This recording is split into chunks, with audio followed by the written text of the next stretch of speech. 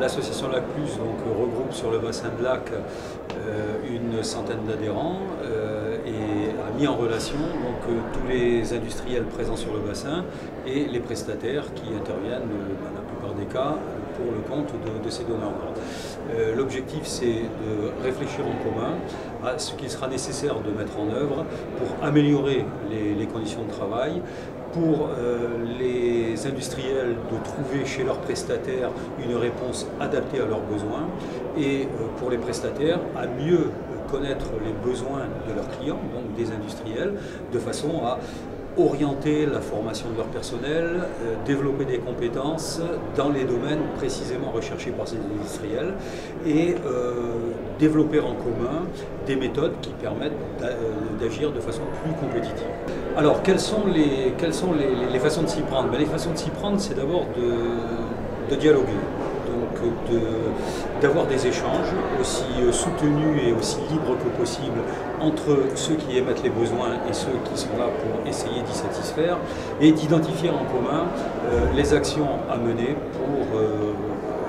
tenir ces objectifs. Alors pour l'exemple, j'avais cité l'harmonisation des contraintes de sécurité de façon à pouvoir intervenir sur l'ensemble des sites de Lac dans des conditions satisfaisantes pour tout le monde, mais également de réfléchir à quels seront les besoins demain, quels seront les besoins des nouveaux industriels qui viendront s'implanter sur le bassin en termes de compétences. Quel type de compétences rechercheront-ils, de façon à ce que les entreprises, en anticipant sur ces besoins, puissent mettre en place des plans de formation pour pouvoir précisément répondre à la demande qui sera celle qui leur sera formulée dans un avenir proche, je l'espère. Quelles sont les limites? Bien évidemment, le poids des différents acteurs, puisque au sein de cette association il y a des très grosses entreprises, des très grands groupes, je ne citerai que le groupe Total par exemple, et puis des entreprises PME-PMI qui sont de taille moyenne, voire petite. Donc évidemment, établir une relation de confiance entre ces mondes a priori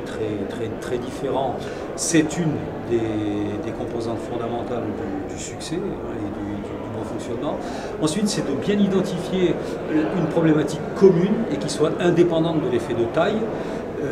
de façon à mettre en place ces actions et à les porter aussi loin que possible. Quelles sont les limites? Les limites, c'est la politique et la stratégie des grands groupes est forcément différente de celle des plus petites entreprises, et donc d'établir des passerelles précisément entre ce qui est possible en fonction de ces différences de taille évidentes. L'association existe depuis plus de 15 ans et si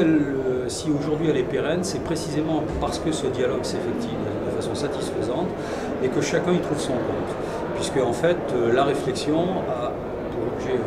pour objectif, je dirais unique, celui de profiter à l'ensemble des acteurs présents sur le bassin.